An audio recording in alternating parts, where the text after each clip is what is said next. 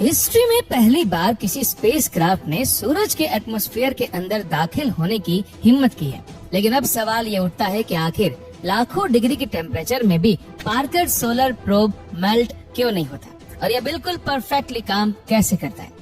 आप जानकर हैरान रह जाएंगे कि सूरज की सतह यानी उसकी सरफेस का टेम्परेचर तो 5500 डिग्री सेल्सियस है, जबकि उसकी सबसे आउटर एटमॉस्फेरिक लेयर कोरोना का टेम्परेचर हैरत अंगेज तौर पे 5 लाख डिग्री सेल्सियस से भी ज्यादा है, यानी सूरज की सतह से भी कम 100 टाइम्स ज्यादा। और इस फिनोमेना को जानने के लिए नासा ने एक मिशन का आगाज किया। 12 अगस्त 2018 के दिन पार्कर सोलर प्रोब को कैप कैनावरल एयरफोर्स स्टेशन से लॉन्च किया गया। इस मिशन के लिए नासा ने 8 सालों का टाइम प्लान किया है। सूरज के सबसे क्लोज पॉइंट तक जाने के लिए वीनस का सहारा 24 बार लिया जाएगा। वीनस का सहारा इसलिए किया जाएगा क्योंकि सूरज और अर्थ के बीच का डिस्टेंस 150 मिलियन किलोमीटर है।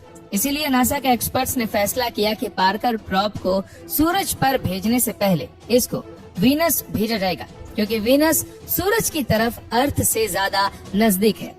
हर एक चक्कर में 37 घंटे ऐसे होते हैं जिसमें सूरज पर रिसर्च करने का मौका मिलता है, यानी टोटल 8 सालों में ये प्रोब सूरज पर 900 घंटे की रिसर्च कर पाएगा।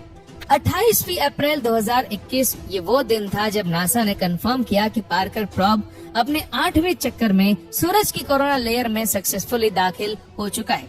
कोरोना का मिस्टीरियसली सूरज की सतह से भी 100 टाइम्स ज्यादा गर्म होना वाकई एक हकीकत था, जिसको पार्कर प्रोब ने भी वेरीफाई किया।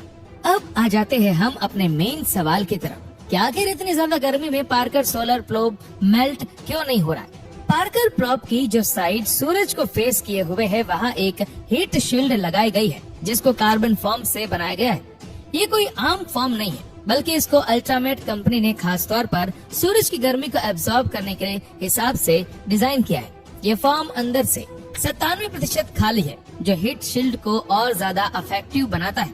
इसके अलावा इस पर कार्बन कंपोजिट की एक लेयर भी चढ़ाई गई है, जिसको ग्रेफाइट और रेजिन से मिलाकर बनाया गया है। ये मिक्सचर हीट शील्ड की दोनों साइडों पर लगाकर इसको सुपर हीट किया गया, जिससे ये कार्बन की प्योरेस्ट फॉर्म में बदल गया। और अब हम सब जानते हैं कि कार्बन की हीट कंडक्टिविटी बहुत अच्छी होती है। और आखिर में इस हीट शील्ड की वो साइड जो सूरज की तरफ है, उस पर व्हाइट सिरामिक पेंट भी किया गया, ताकि सूरज की ज्यादातर रोशनी अंदर दाखिल होने से पहले ही रिफ्लेक्ट हो जाए। हीट शील्ड के अलावा पार्कर सोलर प्रोब का बाकी का हिस्सा ऐसे डिजाइन किया गया है कि वो हमेशा हर वक्त इस शील्ड की परछाई में ही होगा। पर इन सब चीजों के बाद भी पार्कर प्रोब ज्यादा से ज्यादा 2500 डिग्री सेल्सियस की गर्मी ही बर्दाश्त कर सकता है, जबकि कोरोना का टेम्परेचर 5 लाख डिग्री सेल्सियस है। अब ये इतनी गर्मी कैसे बर्दाश्त कर रहा है, ये समझना भी काफी आसान है। लॉ ऑफ थर्मोडायनेमिक्स के मुताबिक हीट को ट्रांसफर होने के लिए भी कोई मीडियम चाहिए, जैसा कि गर्मियों में अर्थ पर हवा में मौजूद पार्टिकल्स और वेपर्स अपने अंदर गर्मी लेके चलते हैं, जिनकी वजह से हमें रात के वक्त भी गर्मी लगती है। अगर पार्टिकल्स कम होंगे तो हीट भी इतनी आसानी से ट्रैवल नहीं कर पाएगी। जैसा कि उबलते हुए पानी में हाथ डालने से फौरन जलन होगी, जबकि 300 डिग्री के ओवन में हाथ डालकर फौरन निकालने से शायद हमें मालूम भी न पड़े। ये सिर्फ इस वजह से मुमकिन है क्योंकि पानी के मॉलिक्यूल्स हमसे टच होते हैं, जबकि ओवन में कोई चीज हमसे टच नहीं होती। एक्सपर्ट्स का कहना है कि पार्कर सोलर प्रोब की हीट शील्ड पर 1200 डिग्री सेल्सियस होता है, जबकि उसका पिछला हिस्सा जहाँ सूरज की रोशनी नहीं लगती वहाँ टेम्परेचर माइनस में होता है, क्योंकि वहाँ कोई पार्टिकल्स नहीं है जो हीट को ट्रांसफर कर सके।